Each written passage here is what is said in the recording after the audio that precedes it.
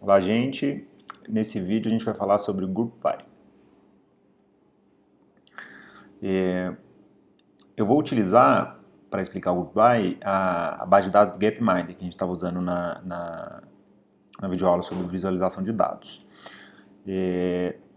A gente já viu o Summarize no vídeo de manipulação de dados, mas ele não estava tão forte, né? Eu falei que ele ia ficar um pouquinho mais forte na hora que a gente pudesse juntar ele com o Group By. Por que ele fica mais forte, né? Então, o que está acontecendo na hora que a gente pega uma base de dados e aplica o Group By? E aqui estou usando o Pipe já, né? A forma de pensar sobre isso, sobre pensar o que está acontecendo, é a gente pensar que a nossa base de dados original, então essa aqui seria, por exemplo, a base de dados do Gapminder, vai ser repartida de acordo com os valores únicos que uma determinada variável tem. Então aqui eu estou passando a coluna A, então eu estou agrupando pela coluna A. O que vai acontecer é que eu vou olhar os valores únicos que a coluna A tem, então no caso aqui são 1, 2 e 3, e é como se eu tivesse mini bases de dados, né, que estão agrupando somente aqueles registros que têm os mesmos valores para a variável A. Ok? O Group By por si só não faz nada, o Group By só cria vamos falar assim, cria na memória do R essas mini bases de dados. Ele fica interessante na hora que a gente usa ela em conjunto com o Summarize. Porque o Summarize a gente já tinha aprendido, quando a gente fazia, por exemplo, essa operação, ele calculava a média da coluna inteira, né? Quando a gente faz um summarize em um data frame que está agrupado por alguma variável, essa operação vai ser aplicada em cada subconjunto. Então, eu vou calcular uma média para as duas linhas que tem 1 como na coluna A, vou calcular a média para as duas linhas que tem 2 na coluna A e vou calcular a média para as duas linhas que tem 3 na coluna A. E vou agrupar esses valores em um novo data frame e vou retornar esse valor. Beleza? Esse é o poder. Esse tipo de operação a gente faz o tempo inteiro quando a gente está fazendo análise de dados. Então, justamente porque a gente faz o tempo inteiro, eu vou explicar ele também de mais duas formas. Né? Eu vou explicar com mão na massa e vou explicar fazendo uma analogia com Excel. Ok? Vamos lá. Eu vou fazer library Gapminder, isso já está lá instalado, né, para quem está usando o RStudio Cloud. Library deplir. Eu vou dar um library aqui no ggplot também, que eventualmente a gente vai usar ele. Command Enter, executo, Ctrl 2 eu desço para o console, Ctrl L eu limpo o console, Ctrl 1 eu volto para o editor de texto, dou mais um Enter, e beleza. Nessa videoaula eu também vou apresentar algumas funções úteis, mas bem práticas, assim, só porque são úteis na hora que a gente está fazendo análise de dados. Esses pacotes também vão estar instalados lá, viu, gente? O primeiro é uma função que faz um resumo de uma base de dados. Ela está nesse pacote chamado Summary Tools. Beleza? Vou deixar ele aqui embaixo. E aí esse pacote tem uma função chamada def summary. Então se eu chamar ela como argumento no Gapminder, eu passo para ela um data frame, né, como argumento. Vou abrir isso aqui um pouquinho para ficar mais fácil de ver, viu, gente?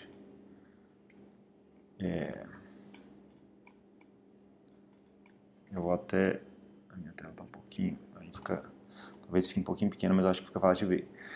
Ele faz um breve resumo de um data frame. Então, vou apresentar só os elementos que eu sempre olho na hora que eu estou começando a olhar para uma base nova. As dimensões, a gente já sabia, na verdade, né? 1704 linhas, 6 colunas. Se tem alguma linha duplicada, nesse caso aqui eu não tenho, E aí ele vai vir listando cada uma das variáveis que estão nessa base. Se for uma variável qualitativa, ele vai listar os valores que aparecem, vai mostrar a frequência, então uma contagem e o percentual dos valores válidos, porque ele faz uma contagem se eu tenho algum valor ausente. Eu ainda não falei de valor ausente, eu vou falar depois, mas nessa base aqui eu não tenho, então os 1704 são válidos. Então isso aqui fica sendo o mesmo número, né? Não existe o percentual de válido ou o percentual de total. Tá falando de 132, continente, então África, América, só tem 5, né? Então isso é ótimo para ver quais valores existem, né? Se a variável for quantitativa, ele vai trazer algumas informações de média, mínimo, mediano e máximo, a distância interquartílica aqui, né? Que é a diferença entre o primeiro quartil e o terceiro quartil. Depois talvez eu explique o que é isso. E beleza, então é só um jeito bacana de ver essas informações na hora que você está começando a mexer com uma base. Vou voltar, o que eu queria ver era só, eu queria ver os continentes. Então eu tenho África, Américas, não sei os continentes, né? Oh, meu Deus. Ásia, Europa e Oceania. Beleza? Ctrl L.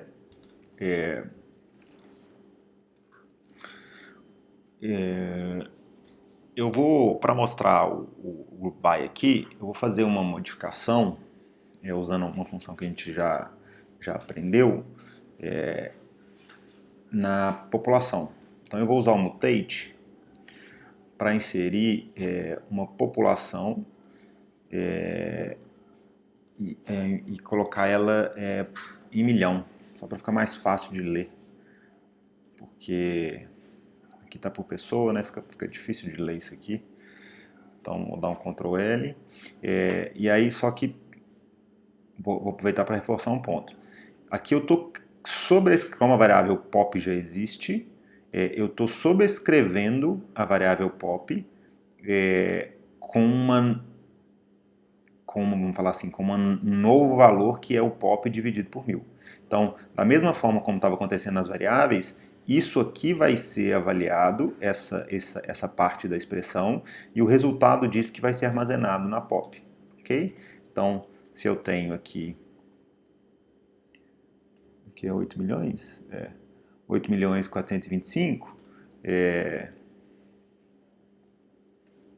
8 milhões. Então, 8 milhões de habitantes.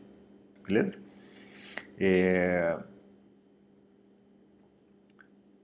Vou voltar, só que outro ponto importante perceber eu não estou armazenando o resultado disso aqui, eu não estou armazenando em nenhuma variável. Então, quando eu executo essa expressão, esse resultado aqui é impresso no console, né, com a variável pop alterada, mas se eu olhar só para o gapminder, a variável pop ainda está por pessoa, a população ainda está por pessoa, né, contagem por pessoa e não está por milhão. O que eu vou fazer? Eu vou armazenar o resultado disso dentro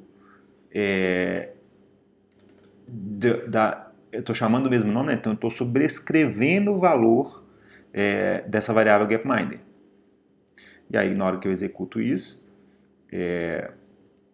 agora sim, se eu apertar só o gapminder, eu tenho 8 milhões de habitantes. Perfeito? E aí, agora se eu executo, então lembrando que se eu selecionar só um pedaço da expressão, eu posso executar só ela, né? Então isso aqui não vai atribuir o resultado ao gapminder. Se eu executo isso, aí ele está dividindo de novo a população por 1 milhão. Tranquilo? Não é isso que a gente quer, então já fizemos, já está ali. Eu posso, só para a gente ver se essa população está fazendo sentido, né?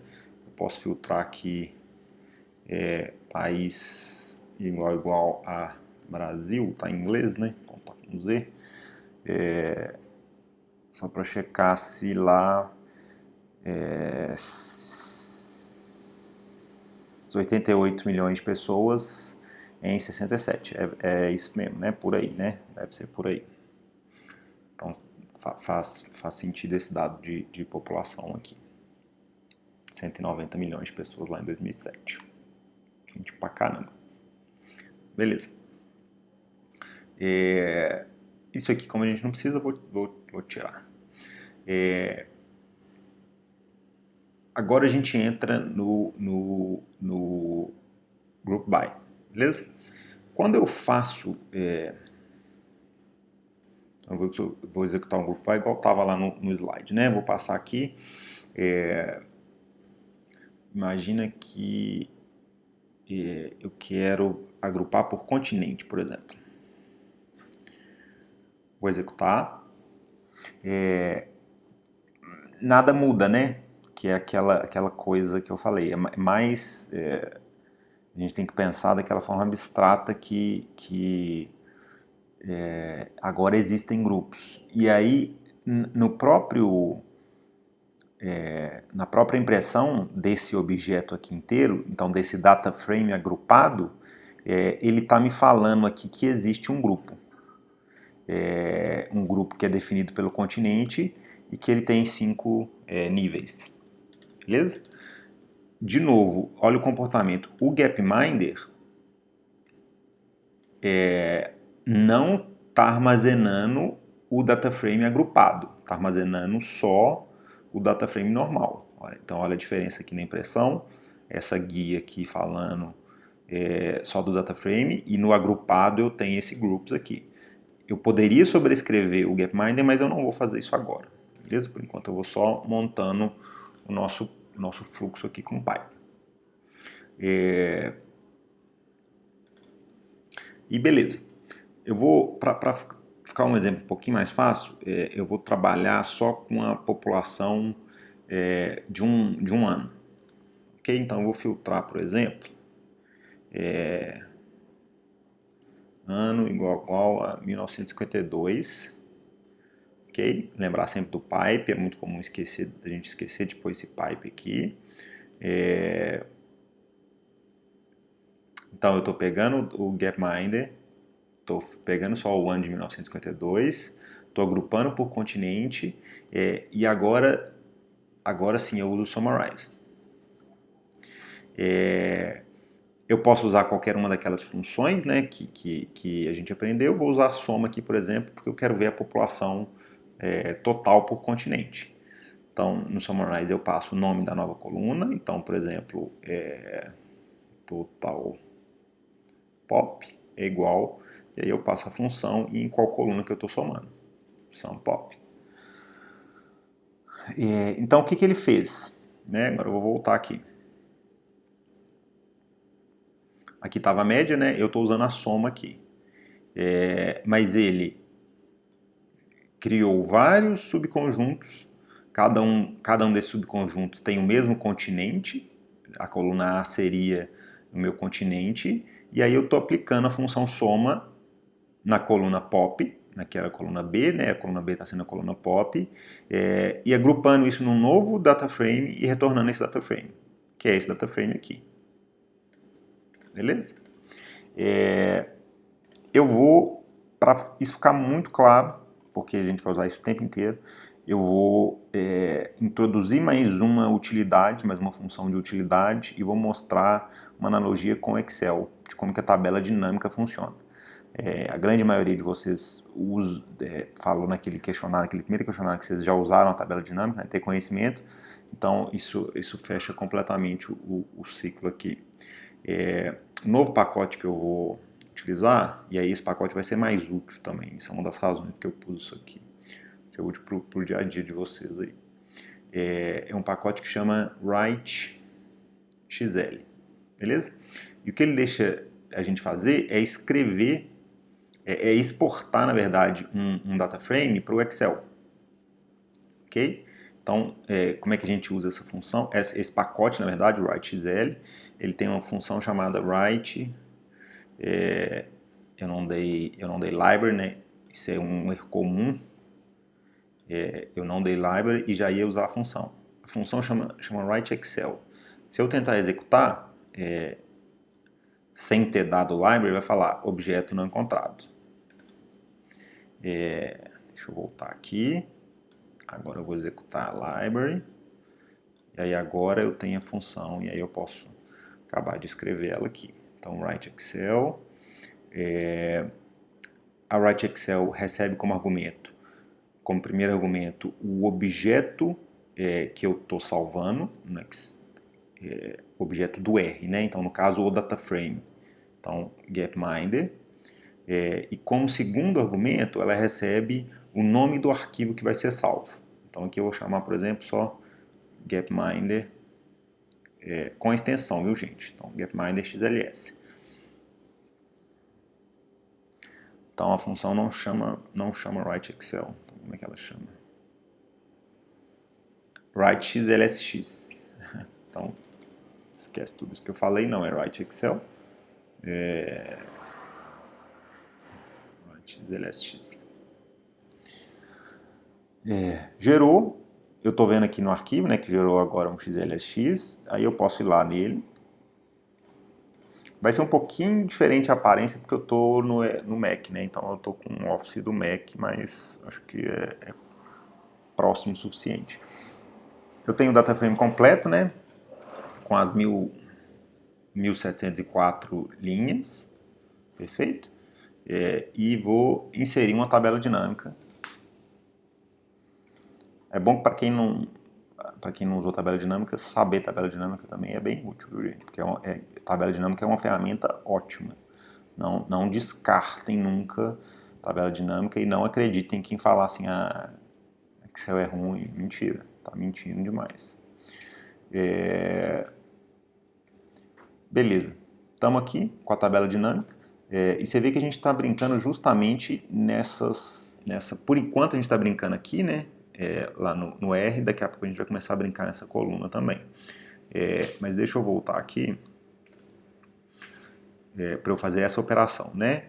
Então, o que está acontecendo? Primeiro eu filtrei o ano, 1952, então isso é o equivalente de eu usar um filtro. Então, ano, filtro, 1952. O summarize é o comportamento padrão de eu colocar alguma variável quantitativa como valor aqui no Excel. Então, que seria, por exemplo, eu colocar a população. E aí, eu acho que eu nunca usei uma tabela dinâmica assim, sem alguma variável como rótulo de linha. Isso mostra tanto que o summarize no R sem o group by é pouco útil, né? Agora, quando a gente vem aqui no Excel e coloca o continente como rótulo de linha, o que ele está fazendo é justamente aquela operação de calcular a soma, então no caso aqui a soma, né, é o padrão do Excel, por cada nível da variável continente. Vocês veem que a gente tem o mesmo valor, 238, 345, 395.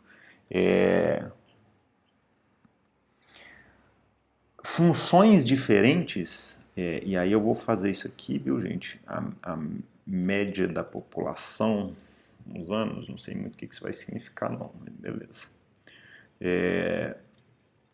Mas se eu calculasse a média da população, por exemplo, aqui no R eu substituí, né? Aqui eu estou calculando a média. Isso é o equivalente de eu alterar no Excel, e você vê que até os nomes são parecidos, né? Eu alterar a função que está sendo utilizada, que pode ser, por exemplo, a média. 4,6, deixa eu botar 42,3, beleza? E todas essas funções aqui, então, todas não, né? Contagem, eu ainda não falei. Vou até falar. Então, count é uma coisa tão normal, eu nem ia falar disso agora não, bem lembrado ali de eu ter olhado, que tem uma expressão especial que a gente pode usar dentro do summarize, que é um N, abre e fecha parêntese, que faz a contagem. Beleza? Então, Contagem 52, 25. Então, ele está contando quantas linhas esse grupo tem. Beleza? Oceania. É sempre bom ver os dados, né?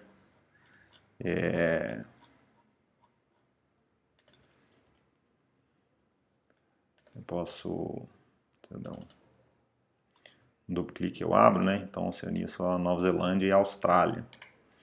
Então, ele está contando, né? Está contando o número de linhas na nossa base original. Então, esse aqui eu faço com N. Vamos até ver se tem outras funções aqui. A média, o máximo e o mínimo a gente já aprendeu. Essas outras aqui a gente não aprendeu, mas beleza. Todas estão lá, né? Então é só questão de descobrir que função que faz isso aqui no R. Tranquilo? Beleza. O que a gente também consegue fazer, então vou tirar, não preciso mais disso, né? O que também a gente consegue fazer e o que é muito normal que a gente queira fazer é agrupar por mais de uma variável. Então, se eu tivesse aqui, por exemplo, imagine que ao invés de filtrar por 1952, eu quero só calcular. Deixa eu tirar o filtro. Será que eu acho que eu tenho que tirar um filtro aqui, né, gente?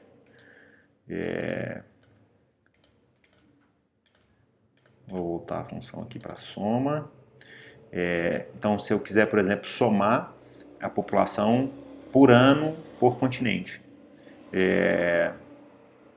No Excel eu só arrasto, né, para mais de uma variável para o rótulo de linha. E no Group By eu vou fazer uma coisa muito similar. Então eu vou fazer gapminder, Group By, continente, vírgula, outra variável. E aí se eu executar isso aqui, vocês vão ver agora que o grupo tem continente e ano, e agora eu tenho 60, 60, fugiu a palavra aqui, mas 60 combinações de continente e ano. Tranquilo? E posso fazer o summarize normal, então summarize total pop igual a sum pop 238, 238, 929, ixi, tá uns 57, 265, 265, 29, 1997 foi o último, né? 1997 aqui, 743, 744 milhões de pessoas, beleza? Beleza, e aí a partir daqui, gente, o que a gente vai estar fazendo dessa aula até o final da aula a gente vai estar fazendo algumas manipulações e fazendo um pipe dessas informações para o ggplot, beleza? Então, por exemplo, ggplot, então isso aqui tudo, né? Esse data frame está sendo inserido como primeiro argumento do ggplot, e a gente faz o geon, que foi o geon que a gente aprendeu por enquanto, né? Point, teria o argumento mapping, eu não vou colocar porque é o primeiro, né? A estético, por exemplo, x o ano, y a população, e color igual a continente, por exemplo. Aqui eu fiz. Esse tipo de erro aqui vai ser muito comum, viu, gente? Pausa o vídeo aí, tenta ver lendo o erro e vendo o código, o que eu fiz de errado. A gente vai pausado, já está dando a dica aqui, né? Se você usou o pipe no lugar do mais, então vamos lembrar que no ggplot, isso causa muita confusão. No ggplot, na hora que a gente entra adicionando camadas num ggplot, num gráfico ggplot, a gente tem que usar o mais. Então aqui é mais, não é pipe. Beleza? Então aqui é mais, e aí eu posso executar. Pop, porque não tem outro erro, objeto pop not found. Por quê? Porque no meu data frame, que eu mandei para o ggplot, que é isso aqui, não tem pop, tem total pop. Beleza? Então, não é, aqui no Y não é pop, é total pop. Beleza, executou. Então, esse tipo de fluxo aqui vai ser extremamente comum. E é interessante. Vou nem analisar porque não é o objetivo aqui. É isso, gente.